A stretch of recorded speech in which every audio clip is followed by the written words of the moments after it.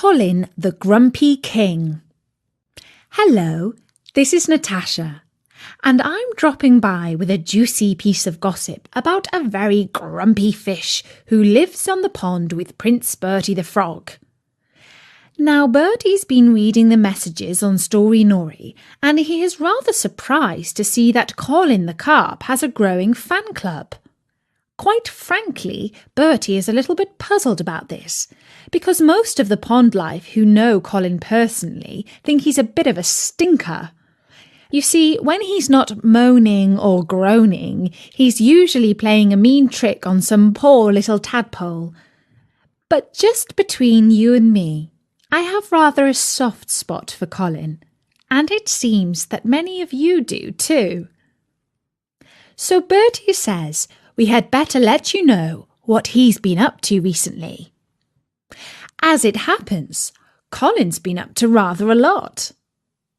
It all began a week or so ago, when the wicked queen who turned Bertie into a frog was taking a walk by the pond in the palace gardens. She stopped by to have a long chat with Colin. They get on rather well, you know. Colin asked how her royal wickedness was doing, and she started on ever such a long grumble. She moaned about the little children who were always leaving their toys lying around the throne room, and Barker, the stupid palace dog, who runs up and slobbers over her hand, even though she doesn't like animals. And above all, she complained about the king. "He just isn't royal enough," she said. "He's so disgustingly nice. He's always showing mercy, when what's needed is a good bit of old-fashioned punishment." "Oh, yes, your gracious wicked majesty," agreed Colin. "You are so right. There's not enough flogging these days." Quite. That's just how I feel," said the Queen. "Only the other day the cook brought me a plate of spaghetti bolognese, and when I tried to eat it, the spaghetti was in knots and the tomato sauce squirted over my new dress. I screamed, 'Off with her head, right this minute!' And the king said, 'No, my dear, show a little mercy.' Mercy? How I hate that word!" "Exactly. What use is mercy to anybody? If I were king, I would make sure things were done properly," said Colin. "You seem like a jolly sensible fish. I'm sure you would make a fine king." "In fact, I often wish that a fine fish like me could be king. Then everything would be right in the world." "Well, in that case, your wish can come true." And with that, the wicked queen took out her magic wand and started to mutter a magic spell. "Abradabra fishy stew. Colin shall be king, and the king shall be you." The sky went dark, and a chill wind blew over the pond. Big waves buffeted the frogs and the tadpoles, and sent the ducks and swans squawking onto the banks looking for shelter.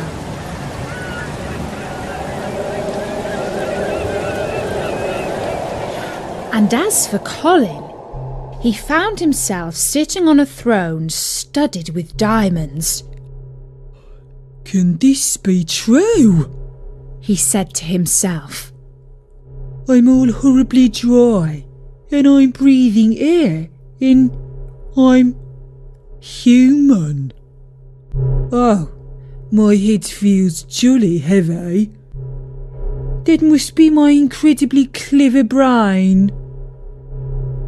But it wasn't Colin's brain that weighed so heavily on his head. It was a golden crown.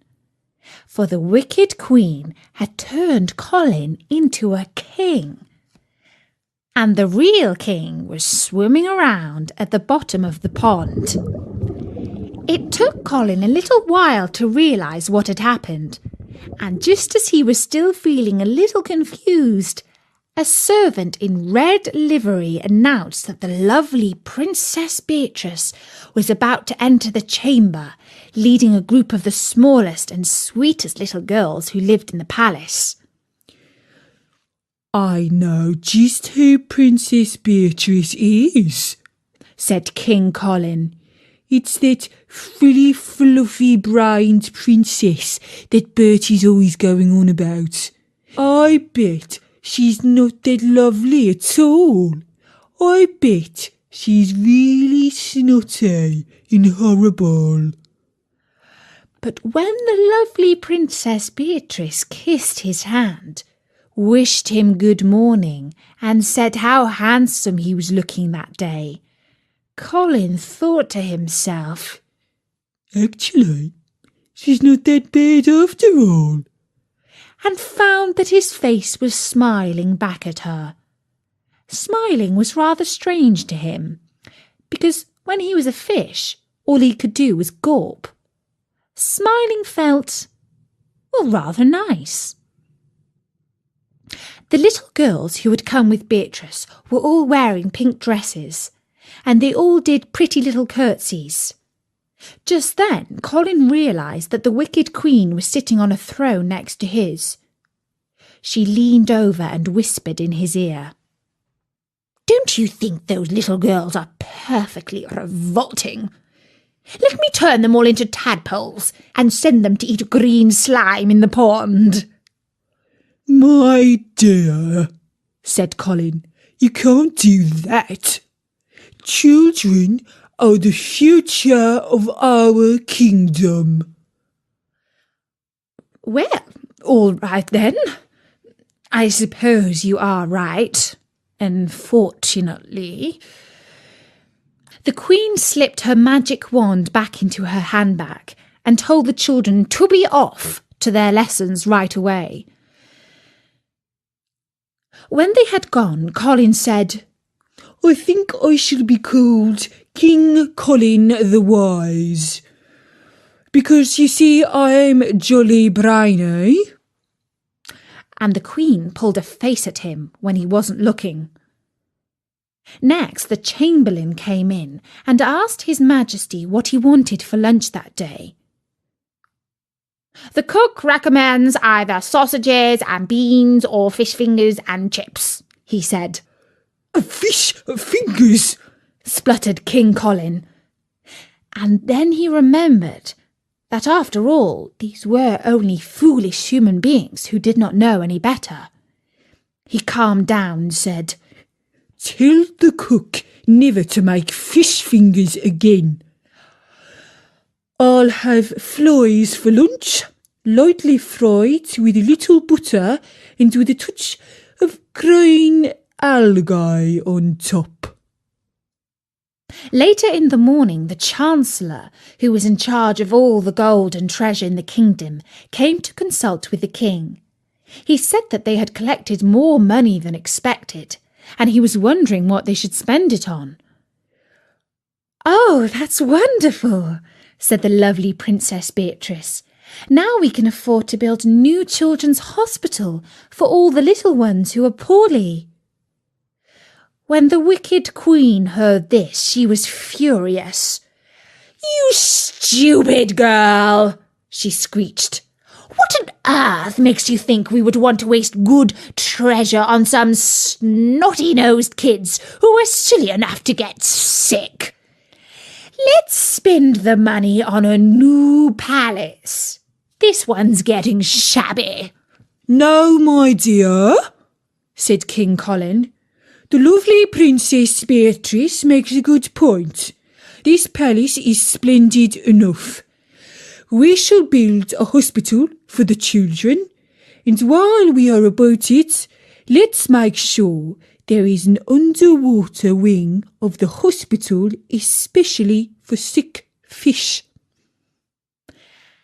And as both the Chancellor and the lovely Princess Beatrice said that King Colin was extremely wise, the decision to build the hospital was made.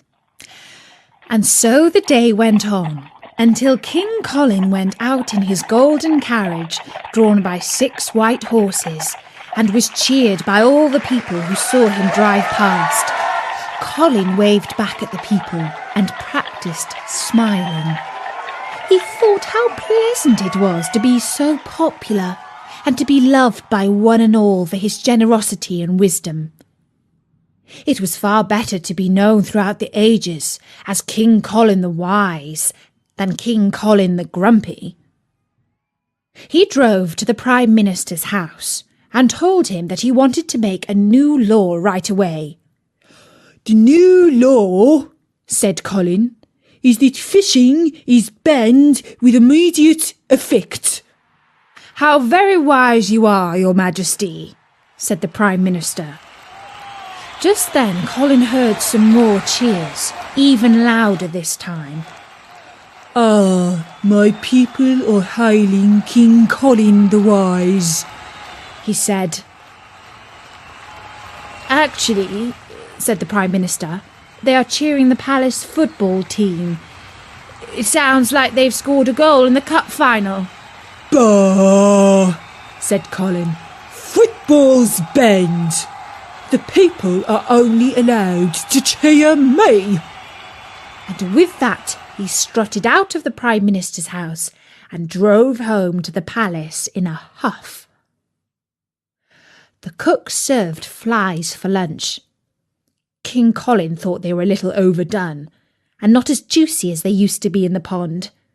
But he did not say anything because he was enjoying watching the foreign minister putting the flies on the end of his fork and looking rather queasy. The Queen secretly made a magic spell and turned her own flies into chocolate truffles while Colin wasn't noticing. She mentioned quietly that she had heard a rumour that some of the people were a tiny bit unhappy about football being banned. "I've an idea," said Colin to the foreign minister. "Let's have a short, glorious war that will cheer the people up." "Who against?" asked the foreign minister.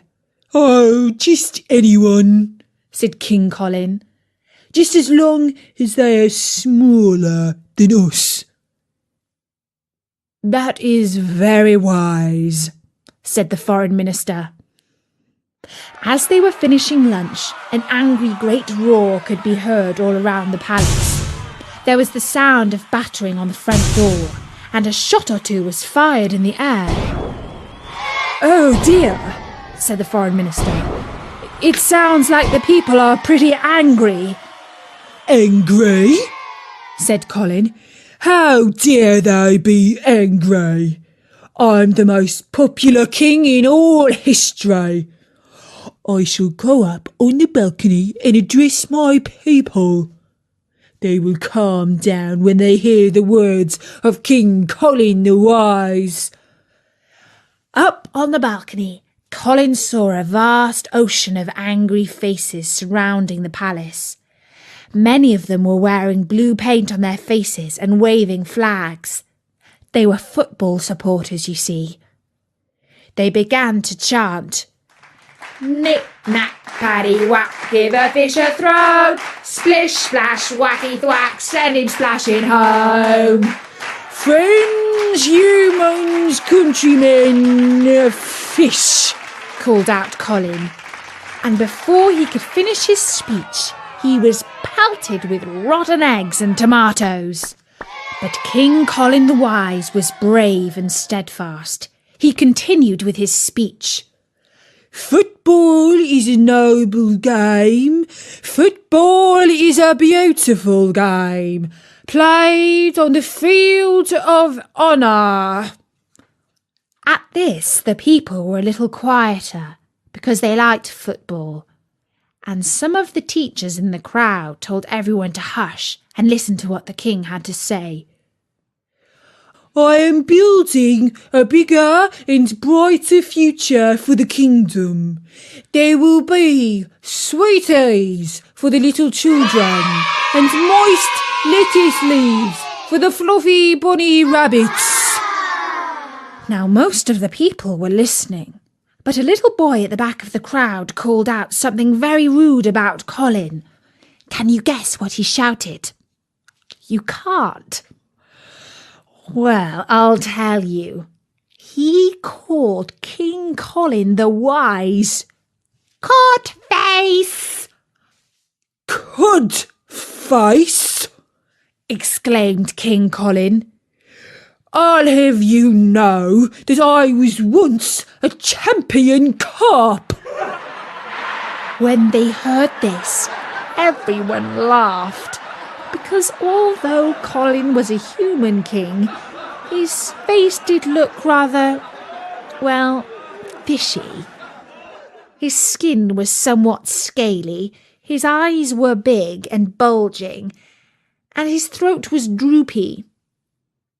In fact, when the lovely Princess Beatrice had told him that he was looking handsome, she had been telling just a little white lie, because, as always, she's ever so kind. Colin grew very angry when the people laughed at him and started to splutter. Well, the least you could do is stop kicking a stupid football and go back to work and earn some taxes for the treasury. The wicked queen, who was listening to all this, could not hold back any longer.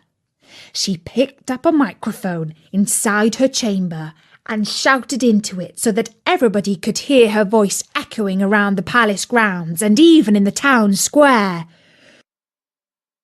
Too right! Everyone should work harder, you lazy, ungrateful lot. I want a new palace! Now there was uproar. The crowd was turning very, very angry. Okay, you can have your lovely game of football, shouted Colin, but nobody could hear him. Some of the most angry people were climbing up the drain pipes of the palace and into the balcony. King Colin became frightened and rushed back inside. He saw the wicked queen and called out to her, My dear queen, save us! The people are revolting! They are perfectly revolting, agreed the queen. But then she added, The old king might have been a nincompoop, but at least he knew how to score goals for the palace football team. And with that, she pointed her magic wand at King Colin and shouted, Fish! Flash! And Colin found himself wet once again and breathing underwater. He heard a squeaky voice saying, Colin, what's your favourite colour? He turned around and saw a little tiny silly tadpole called Tim. Normally, he would have been highly irritated by such a pointless little question, but today he found it rather comforting to see little Tim. I dunno, said Colin. In fact, I don't know anything very much. Just an ignorant old fish, you see. All I do is go for a swim all day. And with that, he managed to turn his gulp into almost a smile. And that's the story of Colin, the Grumpy King. Bertie says that the moral of that story is that if you put a fish in charge, that's what you can expect. Nothing but trouble. Frogs are much more royal, said Bertie. And perhaps he's right. If you would like to learn how Prince Bertie was turned into a frog, don't forget that you can buy a book about that at storynori.com. You can also find loads and loads of free stories there. For now, from me, Natasha, bye-bye!